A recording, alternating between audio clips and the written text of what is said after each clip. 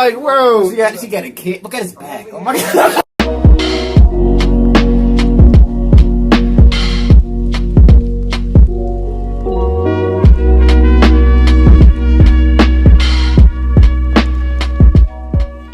What's up, y'all? Welcome back to another reaction. This is going to be Dragon Ball Hakai reaction. And I am the first channel who reacted to this because I've seen it. And I'm like, damn, this is good. Like, I seen the first episode. I'm like, okay, I might have to react to this. It's 18 minutes. We're going to break it up in 2 parts, but we're just going to react to the whole thing. We'll try to. I got a new phone, guys, so I'm pretty sure I can handle it. I think so. I always tend to make it work. And I want to start reacting to some more anime stuff, particularly for me, Dragon Ball Z. Like, I'll react to anything, but Dragon Ball Z is really like the thing it's in my soul, man. It's part of my soul. You know what I'm saying? But hit that like button, subscribe, and share. Really appreciate it. We want to see what's going on. God of Destruction, Goku. Zeno's worst mistake. God of Destruction, Goku. Does that even make sense at all? Goku's not a person who likes to kill, harm beings. Matter of fact, I was thinking about this earlier. He brought an animal back to life with just his Super Saiyan powers. So Goku can resurrect, in a way. Only small mammals. You can't bring back Krillin. I don't know, but like I said, hit that like button, subscribe, and share. We're gonna hire it in. On Dragon Ball Hakai. While training, Whis was contacted by the Grand Priest about a very important meeting. One of the 12 gods of destruction will be removed from their position, and either Goku or Vegeta will be taking their place. But which one? And which destroyer will be cast down from the heavens? Become immortal once more. This is part 2 of an ongoing series and was created by Hakai. Support him and catch up fully using the links below. At Zeno's palace. All of the destroyers, angels, and Kaioshin humbly kneel in the presence of the might be. I think we all should know, really. And then there's Goku. Of course, the Deitist duo couldn't care less about the lack of formality, and are simply happy to see him, greeting him simultaneously with only a millisecond delay between their voices. They tell him that he's arrived just in time. The Saiyan responds with a, "Yo, Zennies, how have you been?" Causing everyone around to shoot a gaze of death at our hero. Exactly what he was saying. As you can almost feel their stares, Goku begins to think that all these other guys might be a little upset with them. And between starting the Tournament of Power and now this, of course they're mad. Especially at Goku and Beerus. So he'd better just shut his mouth and try not to make things worse. What Vegeta may be referring to, and from what we learn in Chapter 28 of Dragon Ball Super, a long time ago, Beerus ruined a multi-universal hide-and-seek tournament by falling asleep. Since he was unable to be found and unable to respond to the Omni King's commands, the entire thing had to be cancelled. This sent Zeno into such a fury that all of existence could have been erased. So the other gods have held a grudge against Beerus ever since. Anyway, Beerus scowls at both of these fools to shut it. This is no time to talk. And Goku better get down on one knee this instant before he forces him to.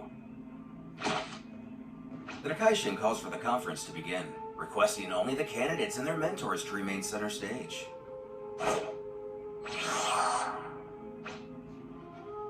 Going on, the Grand Priest believes that the angels have already alerted their respective gods on their reasoning for this meeting. As previously alerted, this is a termination announcement. A god of destruction will be removed from his position, and a replacement will be chosen. The mortals selected as the best candidates to assume this position are both present. Son Goku and Vegeta IV. Showing off his clown skills yet again, Goku raises his hand to interrupt. Hey!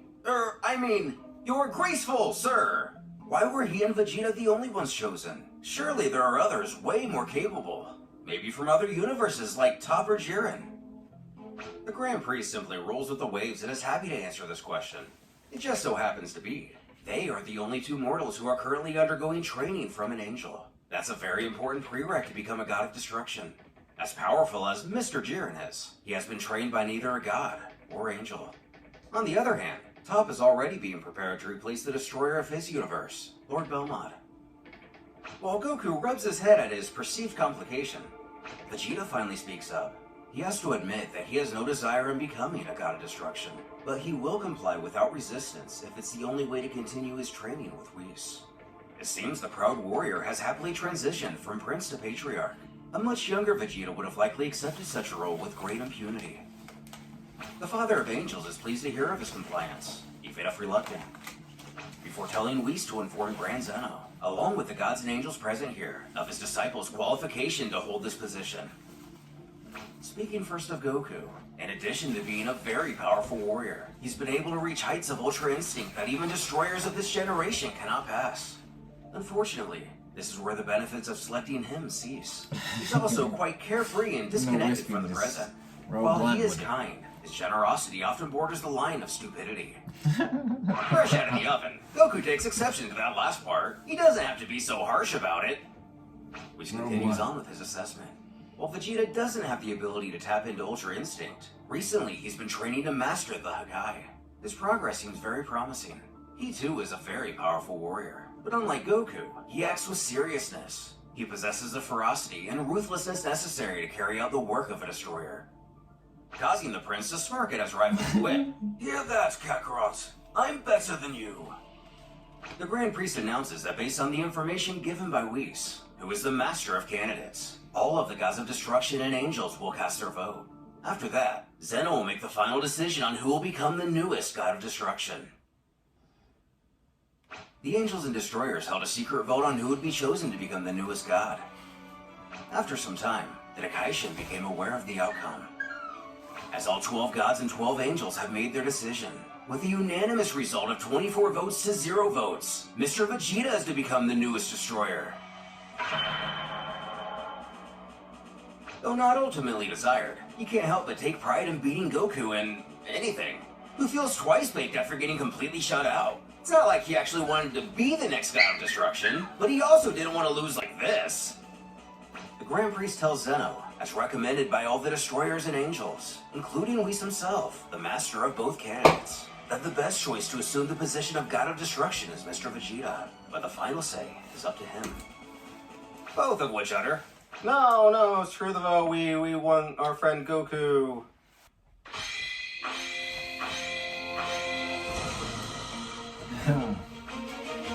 Saiyan himself mutters that he doesn't think he would make a very good god of destruction. He doesn't really like killing people or destroying things. The Shinkan assures that the title itself may not suggest it, but being a destroyer entails much more than simply destroying. With time, he'll see. But Vegeta's ego can't keep himself from saying what needs to be said. None of this makes any sense. What does Kakarot have that he doesn't? He was only chosen because he's friends with Lord Zeno. But stopping him before the room fills with the racy smell of rubber, Beerus warns that if the Saiyan values his existence, he won't dare finish that sentence. Goku sighs, figuring he doesn't really have much of a choice himself in this, does he? But what universe will he be sent off to? Surely this isn't to take over for Beerus or something. And that brings them all to the next point of today's meeting.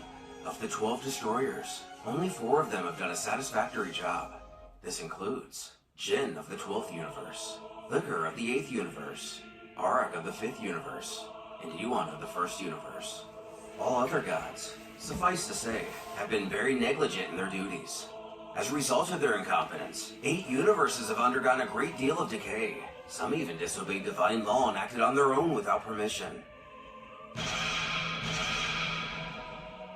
After long reflection, it's been decided that the god of destruction who will be expelled from his post will be the destroyer of the 6th universe, Champa.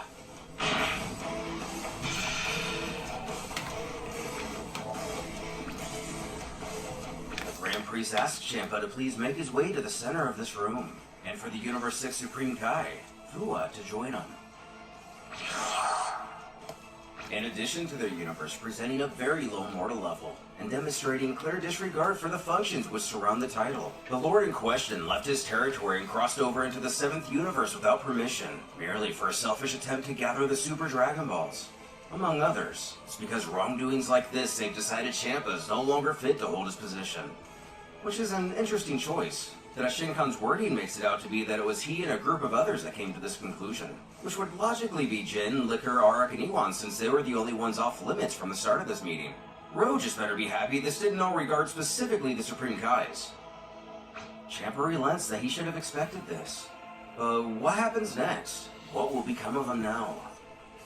And from this moment forward, he'll be stripped of his divinity, Along with this, he shall no longer remain immortal and will begin aging naturally again, just as he did before becoming a god of destruction. He may choose any planet of Universe 6 which to spend the rest of his How life. powerful is this nigga? Like, I'm sitting here If that's the thinking, like, case, he requests to be left on the how planet powerful known as this dude Earth, must be. which is a With bit that ironic Grand seeing how the Priest. Super Dragon Balls got him in this situation to begin with, and the only reason his universe contains an Earth now is because of him. Fua interjects that he tried to convince him to act diligently, but he simply would never listen, even after explaining to him that this would likely be the outcome of his behavior. That's when Fua himself is addressed, as his life is linked to that of his respective god of destruction. With the loss of Champa's divinity, Fua himself will immediately perish. After, he'll be sent to the supreme planet of his universe to carry on as a deceased deity. Fua also takes the bad news relatively well. If this is his fate, so be it. In all reality, it could be worse. Turning to Zeno, the Grand Priest beckons if he wishes to now proceed with the termination.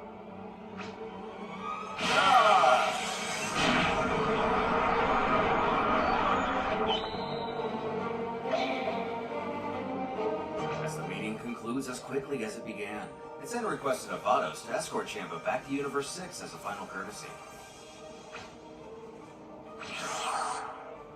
Approaching him, she decides to ham it up one last time and sobs. "Oh, Lord Champa, this'll be our last trip together. How the sorrow overwhelms me," causing Champa to scream for her to keep her lame performances to herself.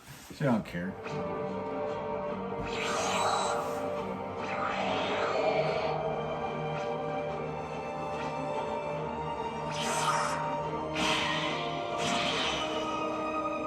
All that remains is for the next god of destruction of Universe 6, Son Goku. I knew it was Champa who was going to get sent away, but I don't know why they would pick Goku out of Vegeta. For me, I kind of wanted to see Vegeta take that path with becoming a god of destruction. Even if you don't have nothing to do with, you know, Goku is Goku, and he gets to, they're always going to pick him. So I kind of feel like the Grand Zenos wouldn't if it was up to them. We don't know, this is like Ocean or whatever, like a fan made, but necessarily, I just kind of want to see Vegeta in that arc. But it could be interesting seeing Goku in this position. He doesn't like taking life, so what would he do about that? Like, I don't know. To take over. Preparation for the ritual takes approximately 3 ticks to complete, which is about 1 full day on Earth. So until then, everyone is dismissed. He tells Goku that in 24 hours Earth time, he must be on the planet of destruction of Universe 6. There, a ritual will take place. Until then, he's free to do as he likes. With this, the official conclusion of this meeting has been reached. The Zenos excitedly rush over to Goku, shouting to come play with them. And the Saiyan assures he'd love to, but now since he's going to be a god of destruction, he thinks he has to spend a little time back home to say goodbye to everyone. Bulma might want to throw him a farewell party when she hears the news. Which the Omni Kings understand. And now that he's going to be immortal, he's going to have plenty of time to play with him now, right? They can play for centuries. And while the thought of playing for hundreds of years is a bit jarring, Goku nonetheless claims of course they can. But now he has to go.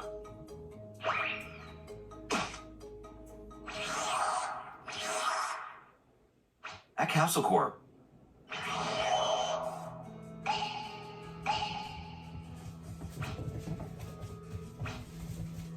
Landing straight in front of Bulma, Goku's shocked to see Chi-Chi's already here. The scientist is a bit confused by their arrival. They weren't even gone a week this time. And Beerus and the Supreme Kai are here too? Don't tell her the Earth is in danger again. Beerus smiles to inform that they have only come along to join in on Goku's going away party. Surely there'll be lots to eat. But a going away party? Going away to where? Chi-Chi's husband tries to break the news the best he can, but as blunt as he is, he explains that he's been chosen to become the next god of destruction, so he has to go to another universe.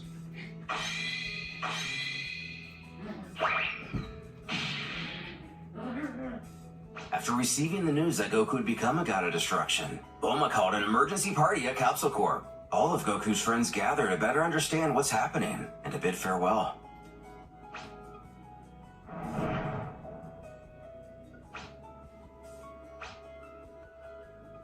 As the day winds down,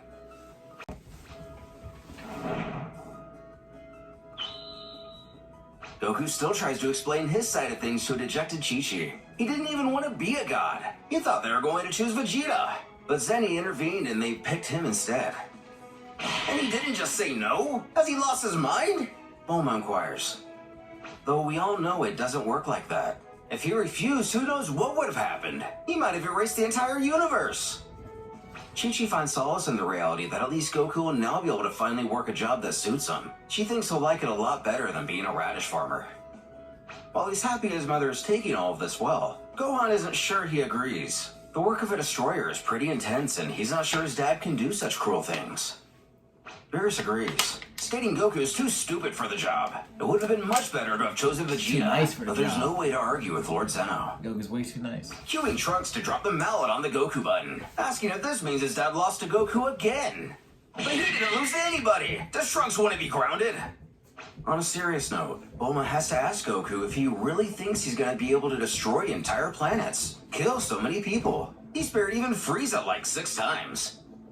He knows the implications, but the Grand Priest told him that a destroyer's job is a lot more than destroying things. He honestly plans to avoid killing people as much as possible. When Gohan brings up a good question, does this also mean he'll be working with the Supreme Kai? Who has no idea? When Lord Champa lost his divinity, the Kaioshin of his universe died. So maybe this just means he'll be without one? This brings Shin to chime in with a bit of info. The life of a Supreme Kai is linked to the life of the god of destruction of their universe. From the moment Lord Champa lost his divinity and energy of destruction, it's as if his divine side perished. Because of that, Lord Fuwa in turn perished as a result. Goku's life too will be linked to a Kaioshin tomorrow at the ritual. So now we know how the Hakaishin are chosen. How are Kaioshin chosen? And there are a few ways. But in this case, it'll probably involve the Kaiju tree of Universe 6. It has probably bloomed a new golden fruit. That's the best reason he can think of to choose now to replace the Universe 6 destroyer. Perking his ears, Vegeta has to question what a Kaiju tree is. Laying down some more knowledge. Kaioshin and Kaio are all part of the Shinjin race. They were all born from the divine Kaiju tree. The common fruits of these trees give life to all Kaios, such as King Kai. The golden fruits, which are much more rare, give life to Kaioshin like himself. He believes that the Kaiju tree of Universe 6 has produced a new golden fruit, and the powers that be have approved the birth of a new Kaioshin, hence the appointment of a new Hakaishin. Trunks finds himself a bit baffled by this variation of the birds and the bees, or maybe better equated to the branch they both reside on. The boy figures. So you guys are like apples? That's kind of weird. Whis has to joke that it's much easier than how mortals are born, is it not? Prompting Goten to question his mother just how kids are born. Chi-Chi bellows at the angel to watch what he says in front of the kids. She isn't ready to have this kind of conversation yet. Whis laughs, but apologizes to the angry mother. As Goku has a shower thought, if they grow like apples, what happens if a rotten one is born? Shin then entails that when a common fruit is born rotten, it births a Makaio. And when a golden fruit is rotten, a Makaio Shin. In both cases, these corrupted entities are sent to the Makai world, also known as the Demon Realm. As a matter of fact, they've already met a Makaio Shin. They remember a few years ago, it was one of Babdi's henchmen, Dabura. The two of them are merely two sides of the same coin. Beerus stands to announce that this was a fine party, but it's time to leave, commanding Goku to follow. With a bit of a stutter, Chi-Chi wonders if Goku will be able to come back and visit. Whis tells that until Mr. Goku has obtained basic knowledge of his new position in universe, not to mention grasping his new powers, he probably won't be able to return here. But that shouldn't take all too long. Whis' younger sister is quite strict in her training, so he doesn't think a vast amount of time will pass before Goku's able to come see them all once more. That is, of course, if Lord Beerus doesn't mind him trespassing in his universe. Who can only roll his eyes at such a statement? And wide-eyed, Goten asks his dad if he can come with them so they can train some more, causing Whis to once again speak up. Unfortunately, that will not be possible. Mortals from one universe cannot spend an extended period in another universe. Though under extreme circumstances, exceptions have been allowed in the past. So Goku tells his son that he'll make him a deal. When he gets back, he wants Goten to be as strong as he can possibly get so they can train together. Does that sound good? Who promises the next time he sees him, he's gonna be so much stronger. Turning to his other son, Goku instructs Gohan to take care of his mother until he returns. So, par for course as usual. Krillin then steps over to our hero to wish him luck, and to never forget what it means to be an Earthling. Roshi has a similar sentiment. He wants Goku to go show those gods the power of the Turtle School. And finally, Vegeta. The prince smirks that whether god or mortal, he better not think their little rivalry is over. Though he wouldn't for a second.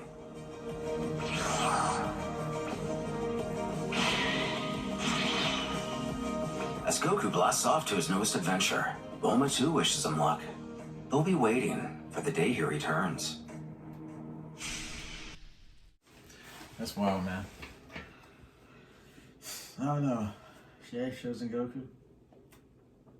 I don't think so. Like I said, I wanted to see Vegeta.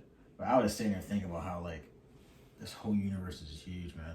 Like how he was talking about the whole flip of the coin and how, like, the Kaioshin's got their demon versions and stuff.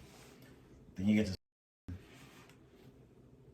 his Grand Priest and the Geno, whatever his damn name is, outside the universe. So when you got people like Frieza who's thinking like, I'm taking over the universe, you got these niggas sitting outside waiting for you to do something crazy. I don't know. Oh yeah, if you enjoyed this reaction, let us know in the comments. We'll do another one soon. I just wanted to react to the whole thing instead of like breaking this up into parts because I ain't seen no one else react to this and I wanted to hop on it.